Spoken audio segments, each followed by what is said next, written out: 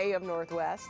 Well, our next guest was on the show just a few months ago, but since then she's added a new jewel to her baking crown. She's now the 3-time winner of Cupcake Wars. Here to share a tasty recipe for gluten-free holiday cupcakes, we welcome back the author of Sweet Cravings, Kyra Bussanich. Good to see you again. Hi, and yeah, you were here just not that long ago. Everyone, notice how everyone's kind of hanging around the counter circling. today. It's like, oh, what do we have here? So what are we going to make today? We're going to make some dairy-free, gluten-free peppermint candy cane brownies. Okay, gotta show these off. And that's the finished product. And then some gluten-free pumpkin cream cupcakes. Oh my gosh. Okay, there's the brownies. And then the cupcakes. Those are these guys right here. Oh, they look so good. With a cinnamon. You had to go gluten-free because you found out at one point that you were not feeling well, right? Right. I was diagnosed with Crohn's disease when I was 20 and on and off all these different medications, and nothing really helped my symptoms. And it wasn't until the doctors wanted to take my intestines out that I said, I'll try gluten-free first. And it worked. Immediately. Okay, so let's get busy. You tell me what we're making. We're going to start with the brownies. Okay. And in the bowl, I have the cocoa powder, sugar, a little tapioca, and a little potato starch. And I'm going to have you add the eggs. And I don't need to beat these first? Nope. Just put them in. Okay. The water. The water. Which is that guy. Okay.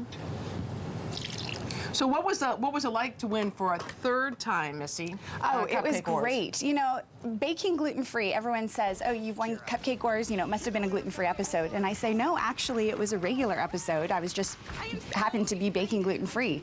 Which is really phenomenal because most people have the perception that gluten-free does not taste as good as with gluten. Right, or they'll think the texture can't be as good. Right, So I have a little peppermint oil that I'm going to put in there as well. Oh, wow. Okay. And you're just going to stir that till it's smooth and then add it to the pan.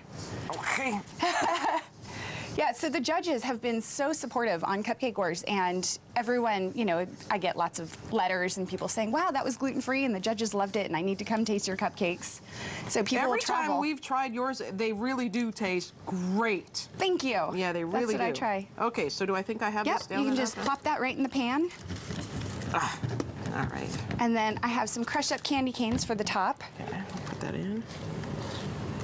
And then we'll just smooth it out.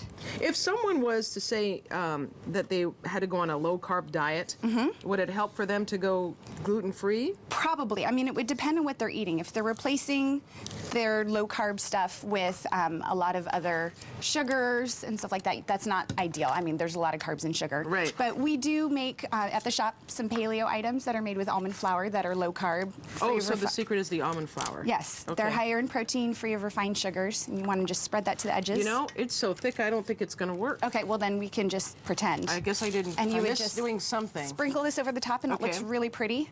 And then you plop it in the oven. Okay, and what temperature and for how long? 325 degrees for about 35 minutes. Okay. Until a toothpick comes out just a little bit with some of the batter clinging to it, but not wet. But what I did notice is you put the topping on it before you bake it. Yes. Which is and then it bakes into that, and it's pink and white, and it's really pretty. Okay, that sounds and good. I have one for you to try if you want, or you can save it for later. Okay, because sometimes it's hard to talk and eat at the same time. So the pumpkin cupcakes, you'd start with the meringue, and if I had a mixer, I'd be using it, but I did not bring my mixer, so we're not actually going to whip this up. But you would make the egg whites really light and fluffy, and then add the sugar in, and we can kind of, if you want to just stir that. Sure, I'll do that. We'll skip that step a little bit, but that's partly how you add a lot of the lightness and fluffiness to these cupcakes. And then I have some oil, the egg yolks from those whites. How do you come up with your recipes? What inspires you? A lot of it, well, I draw inspiration from everywhere, but a lot of times I'll wake up and say, I had an idea for a new cupcake and let's try this. And I'll just jot it down. I have Post-it notes all over my office. Yeah. And my employees it drives them nuts because they say, could you please type this up so that we can see? Well, because with baking, don't you have to be precise? I mean, you can't just throw something in. You have to be precise, right? Yes, absolutely. And I know the ratios of flour to eggs to sugar, and that certainly helps. And so if that were all whipped up nice and fluffy like a meringue, we would fold that into this after I stir this. We'll pretend it's nice and fluffy and meringue. Okay. And this is just tapioca starch, potato starch, sweet white rice flour, and then there's some spices like cinnamon, cardamom, clove, nutmeg, and pumpkin. And I love this recipe because it's really, really easy. And it's something even someone who's not a proficient baker could do. Could do this. And one of the things we talked about is you and I both love gadgets, Yes. and you have a million of these. I do. I have them in all sizes, and they're fantastic for everything. I use it for cookie doughs, for scooping cupcakes, and what I really like about it is it makes everything the same size, so it bakes evenly. Right. I know, Dave, if you wanted to come in and try something, you're more than welcome to. I see did you want to try Was I lurking just a little too much? Did you want to grab? I have one of the brownies here if you want to try that. Or did you want to try the cupcake? Go with the scone. Scone. Tell us about the scone. That is an orange currant scone. It's one of my favorite flavors. We change our flavors every day, and it's mostly millet flour. There's orange zest, and what I like about it is it's not overly sweet. I mean, it definitely has some sweetness from the orange glaze on top. Oh, see, this is really yeah. good. You're not just guessing at how much is going in there. Absolutely. Fun. Now, is this this is the icing for the cupcake? That's the frosting, and it's mascarpone cream, powdered sugar, heavy cream, and a little bit of cinnamon and ginger.